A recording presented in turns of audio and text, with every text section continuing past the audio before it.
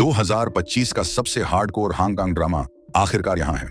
Launch होने के 2 घंटे से भी कम समय में यह सबसे ज्यादा सर्च किया जाने वाला सर्च बन गया। औसतन हर 10 मिनट में एक मोड़ आता है। मैं अंत का बिल्कुल भी अनुमान नहीं लगा सका। कहानी उच्च ऊर्जा के साथ शुरू होती है। सतह पर तो वह एक डॉक्टर है जो लोगों की जान बचाता है, लेकिन वास्तव में वह एक दिल दहला देने वाला राक्षस है। अंग तस्करी की जांच करने आई पुलिस का सामना करते हुए वह अपनी अभिव्यक्ति को बदले बिना दूसरे पक्ष को संकेत दे सकता है। क्या आप अपना स्वास्थ्य बेचेंगे, जिसे आप बहुत अधिक धन देकर भी वापस नहीं खरीद सकते? अप्रत्याशित रूप से पुलिस द्वारा अपनी जांच पूरी करने के ठीक बाद शहर में एक कार दुर्घटना हुई और एक अज्ञात व्यक्ति का गुर्दा गिर गया। संयोगवश अभियोक्ता की बेटी भी उसी समय गायब हो गई। आज अभियोक्ता की पत्नी की पुण्यतिथि थी, लेकिन हमेशा समय पर पूजा करने आने वाली बेटी न केवल नहीं आई, बल्कि फोन भी नहीं लग सका। अभियोक्ता को तुरंत ही एक बुरा पूर्वाभास हो गया, इसलिए वह अपनी बेटी के किराए के घर की ओर दौड़ा, यह देखने के लिए कि क्या वह घर पर है।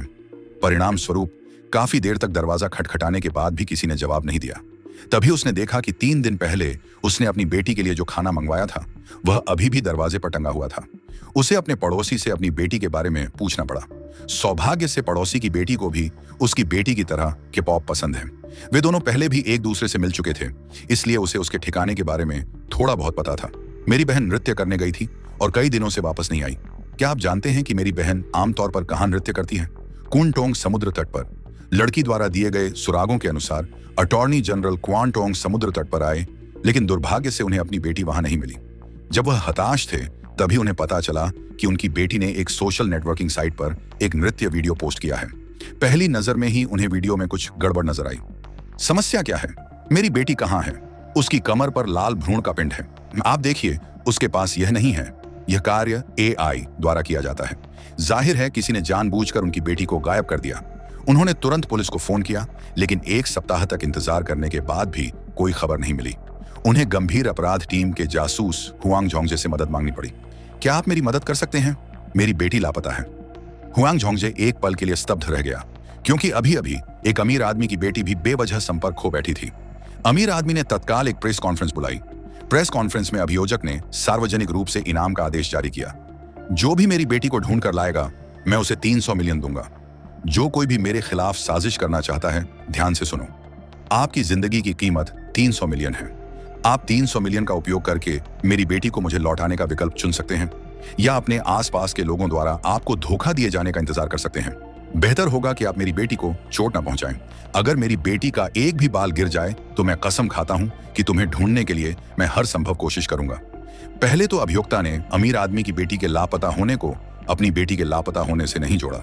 जब तक उन्होंने मकान मालिक से पिता की पहचान में अपनी बेटी के किराए के मकान का दरवाजा खोलने के लिए नहीं कहा, तब तक उन्हें रेफ्रिजरेटर पर पोलेरॉइड का निशान नहीं दिखाई दिया। फोटो में अपनी बेटी के साथ दिख रही महिला उस अमीर आदमी की बेटी थी।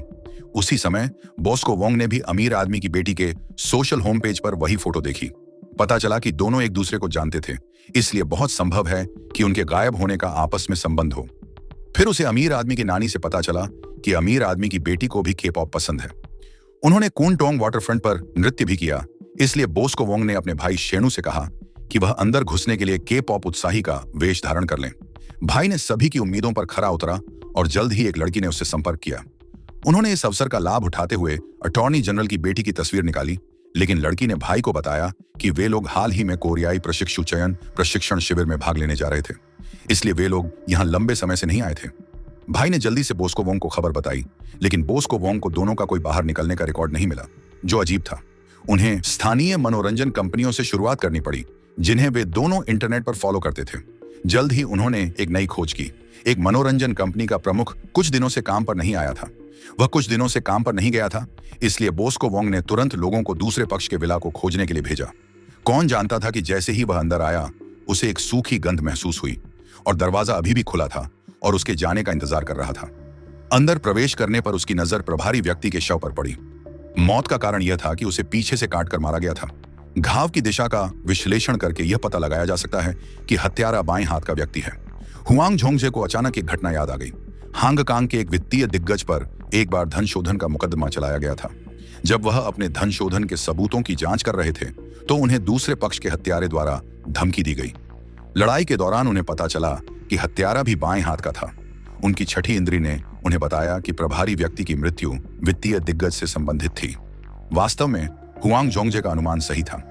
शहर की सड़कों पर जो गुर्दे दिखाई देते थे वे अवैध रूप से उद्योगपति द्वारा खरीदे गए थे और मधुमेह से पीड़ित अपने अधीनस्थों को दिए गए थे। मैंने तुम्हें आह छेंग के लिए किडनी ढूंढने के लिए कहा था, लेकिन तुमने इतना महत्वपूर्ण मामला गड़बड़ कर दिया।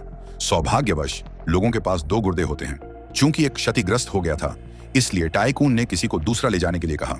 उसी समय अमीर आदमी को एक रहस्यमय कॉल आया। आपकी बेटी यहां है और आप उसे चाहते हैं।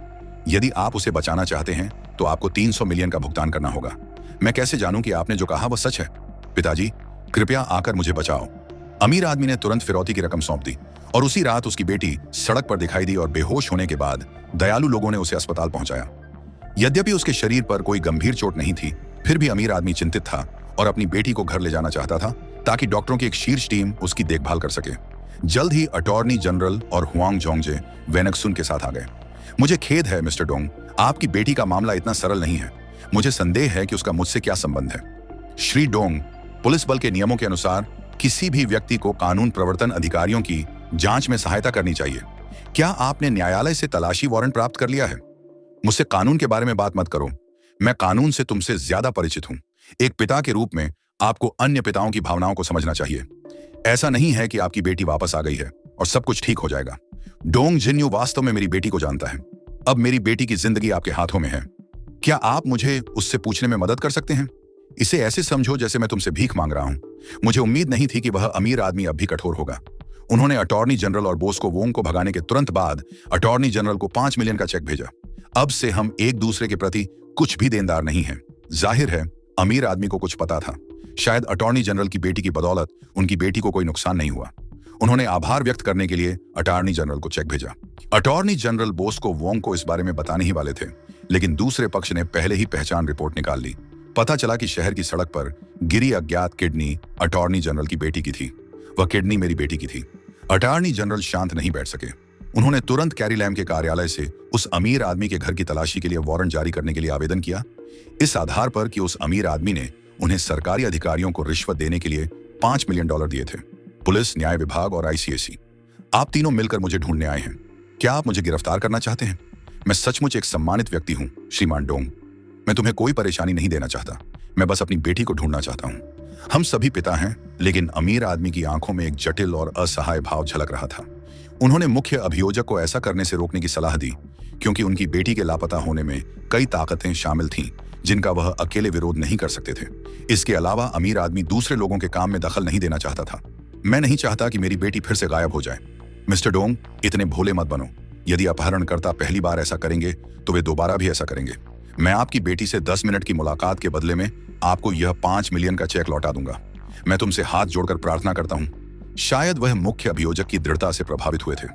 अंत में अमीर आदमी मुख्य अभियोजक को अपनी बेटी से मिलने की अनुमति नहीं दे सका। अप्रत्याशित रूप से अगले ही पल मुख्य अभियोजक को अमीर आदमी की बेटी से एक आश्चर्यजनक सच्चाई पता चली। यह इस वर्ष हांगकांग का सबसे साहसी अपराध नाटक है, लॉ एनफोर्सर्स। यह नाटक वास्तविक घटनाओं पर आधारित है जो संज्ञान को विकृत कर देती हैं। यह दक्षिण पूर्व एशिया के सबसे निर्दयी और धूस रहस्यों को सीधे बड़े पर्दे पर लाता है। इसे निश्चित रूप से नहीं छोड़ा जाना चाहिए। इस मूवी के अगले भाग के लिए चैनल को सब्सक्राइब करें। आपको ये वीडियो पसंद आई हो तो लाइक करें, शेयर करें और हमारे चैनल को सब्सक्राइब जरूर करें ताकि ऐसी मजीद दिलचस्प और मालूमाती वीडियो आप तक पहुंचती रहे।